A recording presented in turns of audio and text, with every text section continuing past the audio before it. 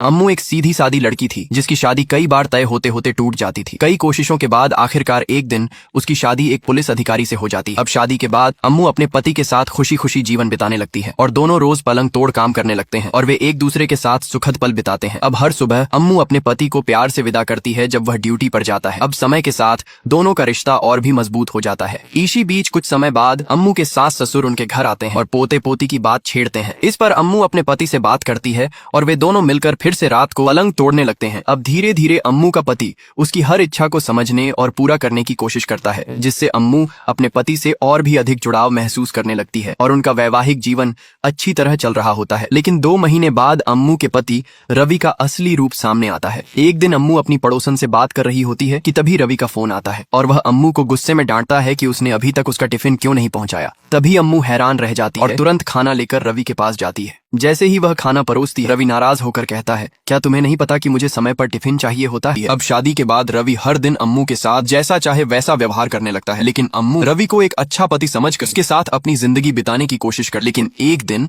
जब अम्मू भूलवश रवि के लिए खाना नहीं लाती तो रवि उसे बुरी तरह डांटता है। अब इस घटना के बाद से अम्मू को रवि पर शक होने लगता है। फिर रात को अम्मू रवि को खुश करने की कोशिश करती है ताकि उनके रिश्ते में सुधार हो सके, लेकिन रवि गुस्से में कहता है, हर दिन बस अपनी प्यास बुझानी है कि एक दिन न बुझी तो क्या हो जाएगा। तभी यह सुनकर अम्मू चुपचाप उदास होकर बैठ जाती है। अब कुछ दिनों बाद जब अम्मू और रवि अपने परिवार के साथ पार्टी में होते हैं तो रवि सबके सामने अम्मू की बेइज्जती कर देता है। तभी अम्मू बिना कुछ कहे सब कुछ सहती रहती है। फिर उसी रात रास्ते में इसी बात को लेकर दोनों में झगड़ा हो जाता है और गुस्से में रवि अम्मू को बीच सड़क पर छोड़कर चला जाता है, जिससे अम्मू किसी तरह ऑटो से घर लौटती है। फिर घर पहुंचते ही रवि उस पर खाने की प्लेट फेंक देता है, जिससे अम्मू बुरी तरह डर जाती है। अब अगले दिन जब अम्मू के माता पिता घर आते हैं तो रवि उनके सामने ऐसा दिखावा करता है जैसे कुछ हुआ ही ना हो। अगले दिन जब रवि मछली साफ कर रहा होता है तभी उसे अम्मू के रोने की आवाज सुनाई देती है। रवि चुपचाप रहकर अम्मू की बातों को सुनने लगता है। जैसे ही अम्मू के माता पिता वहां से चले जाते हैं, रवि गुस्से में आकर अम्मू को घूरने लगता है। कुछ देर बाद वह अम्मू से पूछता है, तुमने अपनी माँ से मेरे बारे में क्या क्या कहा? इस पर अम्मू जवाब देती है, मैंने तुम्हारा नाम लेकर कुछ नहीं। लेकिन रवि को उसकी बात पर भरोसा नहीं होता और वह गुस्से में आकर उसे थप्पड़ मार देता है। अम्मू रोती हुई वहां से चली जाती है और अपने कमरे में जाकर आईने में उस थप्पड़ के निशान को देखती और फूट फूट कर रोने लगती है। एक दिन जब अम्मू खड़े खड़े रवि की शर्ट में बटन टांक रही होती है तभी सुई गलती से रवि की त्वचा में चुभ जाती है। इस पर रवि गुस्से में आकर अम्मू को मारने लगता है, उसे बुरा भला कहता है। तभी रवि की कुछ जरूरी फाइलों में आग लग जाती है, जिससे वह और ज्यादा भड़क उठता है और बेल्ट से अम्मू को पीटने लगता है। अब अम्मू की हालत बहुत खराब हो जाती है। अब अम्मू रवि के रोज रोज के अत्याचार से तंग आकर घर छोड़ देती है और रेलवे स्टेशन पर चली जाती है। वहाँ एक भिखारी अम्मू की हालत देखकर समझ जाता है कि वह अपने पति से मार खाकर घर से भागी है। भिखारी अम्मू को समझाता है, अब तुम्हें अकेले हिम्मत से जीना सीखना चाहिए और अपने उस दरिंदे पति को हमेशा के लिए भूल जाओ। लेकिन अम्मू अब भी रवि के बारे में सोचती है। उसे याद आता है कि रवि पहले उससे बहुत प्यार करता था और शायद अब भी करता है, बस बीच बीच में गुस्से में मार देता है। अम्मू भिखारी से कहती है, मेरा पति रवि इतना भी बुरा नहीं है, शायद गलती मेरी ही थी, इसलिए वह गुस्से में मुझे मारते हैं। यह सुनकर भिखारी कहता है, देखो बेटी, मैंने वही कहा जो मुझे सही लगा। अगर तुम्हें अब भी अपने पति पर विश्वास है तुम वापस घर चली जाओ। अम्मू वापस अपने घर लौटती है और दरवाजे के बाहर बैठ जाती है।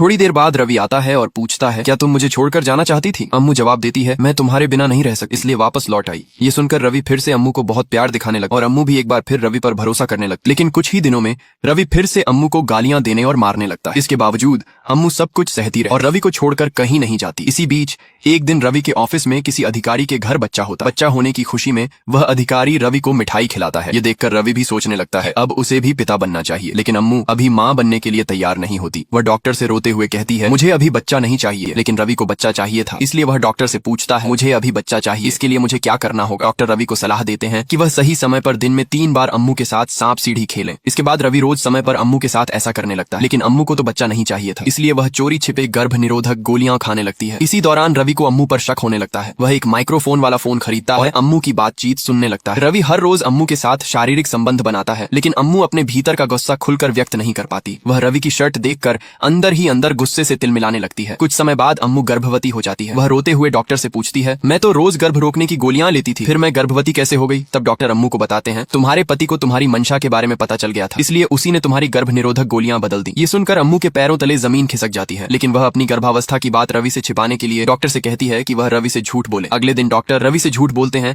कि अम्मू गर्भवती नहीं है। ये सुनकर रवि बहुत गुस्सा हो जाता है और रात को अम्मू की बुरी तरह पिटाई कर देता है। उसकी चीखें रात में पेट्रोलिंग कर रही महिला पुलिस अधिकारी को सुनाई देती। पुलिस अधिकारी तुरंत सीटी बजाती और पास ही स्थित रवि के घर पहुंचकर कहती हैं, किसी के रोने और चीखने की आवाज आ रही थी। रवि गुस्से में कहता है, इतनी रात में मैं क्या कर सकता। फिर वह पुलिस को जैसे तैसे बहला फुसलाकर वापस भेज देता है, लेकिन पीछे से अम्मू ये सारी बातें सुन रही होती है। अगले दिन अम्मू रवि के अत्याचारों से तंग आकर फिर से घर से भागने की योजना बनाने लगती है, लेकिन रात की चीख सुनकर पुलिस पूरे मोहल्ले में पूछताछ करने लगती है, जिससे अम्मू को भागने की योजना बनाना मुश्किल हो जाता है। आखिरकार पूछताछ करते हुए महिला पुलिस अधिकारी अम्मू के घर पहुंचती है और रवि की पत्नी अम्मू से पूछती है, कल रात किसी के रोने और चीखने की आवाज आई थी, लेकिन गांव में कोई भी इस बात को स्वीकार नहीं कर रहा, तो वो लड़की आखिर थी कौन। तब अम्मू सोचती है कि शायद इस अधिकारी को सब कुछ बता देने से उसे कुछ राहत मिल सकती है। फिर वह सोच समझकर पुलिस को सच्चाई बताना शुरू करती है और कहती है, कल रात की चीख मेरी थी, मुझे रवि ने बहुत जोर से पीटा था। अब अम्मू हिम्मत जुटाकर एक महिला पुलिस अधिकारी के साथ मिलकर अपने पति के खिलाफ शिकायत दर्ज करवाने डीआईजी के ऑफिस जाती, लेकिन वहीं रवि भी पहुंच जाता है और नाटक करते हुए अम्मू से कहता है, अम्मू तुम मुझसे इतनी नफरत क्यों करती हो और आज तुम मेरे ही खास डीआईजी सर के पास मेरे खिलाफ शिकायत करने आ गई। फिर रवि नाटक करते हुए महिला पुलिस अधिकारी से झूठ बोलता है, क्या मैं अम्मू के साथ ऐसा कुछ कर सकता हूँ, और वह अम्मू को पागल लड़की कहने लगता है, जिससे अम्मू को बहुत ठेस पहुंचती है। वह बिना कुछ कहे चुपचाप सब सुनती रहती है। अंत में वह रवि की कही पागल लड़की वाली बात को मान भी लेती है और चुपचाप रोते हुए घर लौट जाती। घर जाकर वह अपने बिस्तर पर बैठकर सोचती है कि रवि के रोज रोज के अत्याचारों से कैसे मुक्ति पाए। अगले ही दिन वह पूरे घर की सफाई करना शुरू कर देती है, जैसे वह किसी निर्णायक कदम की तैयारी कर रही हो। तभी वही महिला अधिकारी अम्मू के पास आकर पूछती है, अम्मू ये सब क्या कर रही हो। इस पर अम्मू कहती है, बहुत सह लिया मैंने रवि का जुल्म, कल सबके सामने मुझे पागल कहकर मेरी इज्जत मिट्टी में मिला दी, अब और नहीं सहूंगी, अब उसके लिए कुछ न कुछ करके ही रहूंगी। अगले दिन अम्मू रवि के लिए खाना लेकर थाने आती है और वहीं बैठ जाती। उसी समय पैरोल पर आया एक आदमी अम्मू के पास बैठता है और उससे थोड़ी बहुत बातचीत भी करने लगता है। ये देखकर रवि को बहुत गुस्सा आता है और वह उस आदमी को अपमानित करते हुए कहता है, जा मेरी टॉयलेट साफ कर। अब अम्मू अपने पति के लिए खाना लेकर थाने आती है। तभी थाने में किसी के न होने का मौका देखकर चुपचाप रवि की बंदूक चुरा लेती है और उसे एक अलमारी के नीचे छिपा देती है। कुछ देर बाद वहीं पर पैरोल पर आया हुआ एक कैदी प्रभु झाड़ू लगाते समय बंदूक देख लेता है और तुरंत उसे एक अन्य पुलिस अधिकारी को सौंप देता है। धीरे धीरे रवि रोज प्रभु से थाने में झाड़ू पोंछा और अन्य छोटे छोटे काम करवाने लगता है। इसी दौरान एक दिन प्रभु की बार में एक आदमी से लड़ाई हो जाती है। यह सुनते ही रवि बहुत गुस्से में आकर प्रभु की बेरहमी से पिटाई करता है और उसकी पैरोल रद्द करने की प्रक्रिया शुरू कर देता है। प्रभु गिड़गिड़ाते हुए कहता है, मुझसे गलती हो गई, अगली बार ऐसा नहीं होगा, बस मेरी बहन की शादी हो जाने दी, मैं शादी देखकर चला जाऊंगा। लेकिन रवि उसकी एक नहीं सुनता और पैरोल रद्द करने का आदेश भेज देता है। इससे नाराज होकर प्रभु रवि को जोर से धक्का मार देता है, इससे रवि नीचे गिर जाता है। ये देखकर सारे पुलिसकर्मी प्रभु को बुरी तरह पीटने लगते हैं। उसी समय अचानक खबर मिलती है कि डीआईजी सर स्टेशन पर आ रहे हैं। ये सुनकर रवि जल्दी से प्रभु और अम्मू को बाथरूम में छिपा देता है। बाथरूम में अम्मू प्रभु के मुंह से कपड़ा हटाकर उसे चुप रहने को कहता। तभी प्रभु बोल उठता है, आपका पति एक राक्षस, आप ये सब कैसे सहन कर रही हैं। अम्मू उदासी से कहती है, क्या करूं,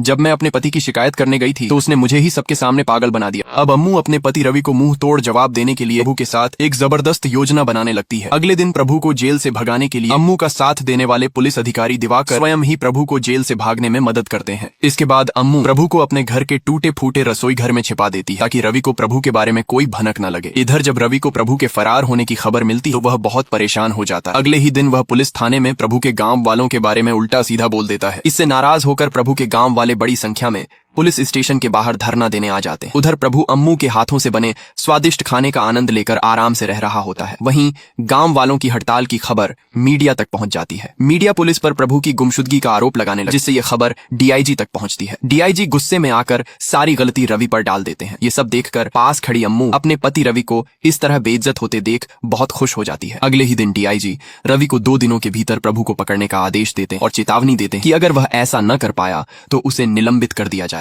अब रवि रात दिन एक करके प्रभु को ढूंढने में लग जाता है, लेकिन इधर प्रभु मजे से अम्मू के हाथ की बनी बिरयानी खाकर चैन की नींद सोता है। अब अम्मू फैसला करती है कि वह प्रभु को उसकी बहन की शादी में ले जाएगी, लेकिन शादी खत्म होते ही वह उसे सबके सामने दोबारा जेल भेज देगी। अगले दिन अम्मू प्रभु को कुछ समय के लिए आजाद कर देती है और फिर अपने पति द्वारा किए गए अत्याचारों को याद करके फूट फूट कर रोने लगती है। तभी प्रभु वापस अम्मू के पास आता है और कहता है, मैडम मुझे पता है आप अपने पति को छोड़कर कहीं दूर जाना चाहती, इसलिए मैं आपकी मदद करने फिर से आया हूँ। उधर प्रभु की बहन की शादी पुलिस स्टेशन के सामने ही रवि करवाता है ताकि अगर प्रभु शादी में आए तो वह उसे वहीं पकड़ सके, लेकिन उस समय प्रभु तो अम्मू के साथ होता है। रवि सस्पेंड होने के दुख में मायूस होकर घर लौटता और देखता है कि अम्मू बेफिक्री से गाना गा रही है। ये देख रवि को शक हो जाता है और वह तुरंत एक माइक्रोफोन निकालकर अम्मू के कमरे में छुपाकर रख देता है ताकि वह सुन सके कि अम्मू किससे क्या बात कर रही है। उधर रवि एक योजना बनाता है और कुछ गुंडों को प्रभु के गांव वालों की हड़ताल में शामिल कर देता है। वे गुंडे पुलिस स्टेशन पर हमला कर देते हैं, जिससे पुलिस को गांव वालों के खिलाफ एक्शन लेने का बहाना मिल जाता है। इसके बाद रवि खुद गांव वालों पर लाठियां चलाता है और उन्हें वहां से भगा देती। इधर अम्मू रवि के सस्पेंड होने की खुशी में प्रभु को अपने कमरे में बुलाकर उसे खाना खिलाती है, लेकिन उसी दौरान कमरे में छिपाए माइक्रोफोन के जरिए अम्मू और प्रभु की सारी बातें साफ साफ सुन लेता है। ये सुनते ही रवि गुस्से में पागल हो जाता है और तुरंत घर लौटकर अम्मू से बार बार पूछता प्रभु कहाँ है, लेकिन अम्मू कुछ नहीं बताती। तभी अम्मू कहती है मैं अब प्रेग्नेंट हूँ, तुम्हारा सपना अब पूरा होने वाला है। ये सुनकर रवि शांत हो जाता है और तुरंत डॉक्टर को फोन करके पूछता है कि क्या अम्मू सच में गर्भवती है। डॉक्टर हाँ कहता है। ये सुनकर रवि कुछ नहीं कहता और चुप हो जाता है। अगले ही दिन अम्मू इस सबसे परेशान होकर प्रभु को अपने घर से भगा देती है और यह तलाशने लगती है कि रवि ने माइक्रोफोन कहाँ छुपाया है। उधर रात को रवि फिर से माइक्रोफोन से सुनता है कि अम्मू किससे बात कर रही है। उसे अम्मू और प्रभु की बातें साफ साफ सुनाई देती हैं, जिससे उसके सारे शक सच साबित हो जाते हैं। रवि तुरंत दौड़कर पुराने स्टोर रूम रसोई की ओर जाता है और देखता है कि प्रभु वहीं छुपा हुआ था। अब जब रवि को पूरी सच्चाई पता चल जाती है तो वह बिना कुछ कहे वापस अम्मू के पास आता है और उससे प्यार से लिपटकर उसके पास लेट जाता है। अगले दिन सुबह होते ही रवि के पास एक वीडियो आता है जिसमें उसके द्वारा प्रभु पर किए गए अत्याचारों की पूरी सच्चाई सोशल मीडिया पर वायरल हो चुकी होती है और उधर प्रभु खुद डीआईजी के पास जाकर आत्मसमर्पण करने की बात करता है। अगले दिन रवि अम्मू से मिलकर उससे कहता है तूने प्रभु की जो मदद की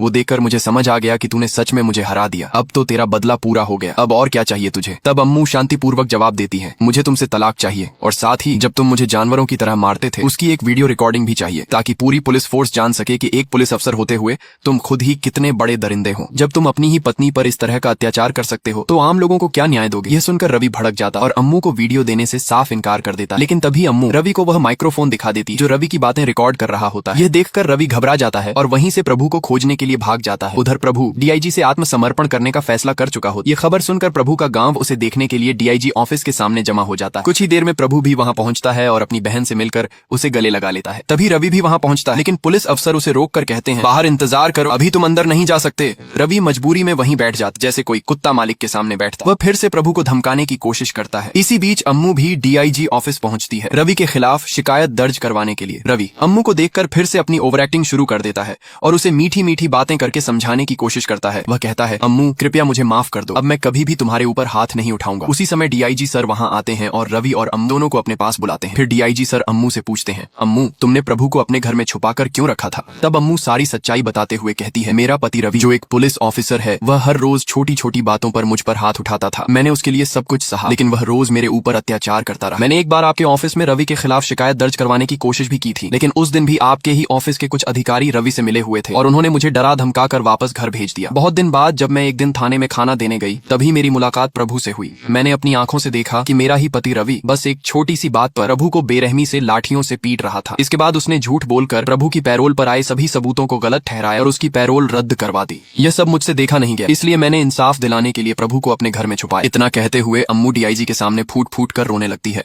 डीआईजी सर अम्मू की सारी सच्चाई सुनने के बाद रवि को तत्काल सस्पेंड कर देते हैं और उसे गिरफ्तार करने का आदेश देते हैं। आज अम्मू एक औरत होकर अपने पति के इतने अत्याचार सहने के बाद आखिरकार न्याय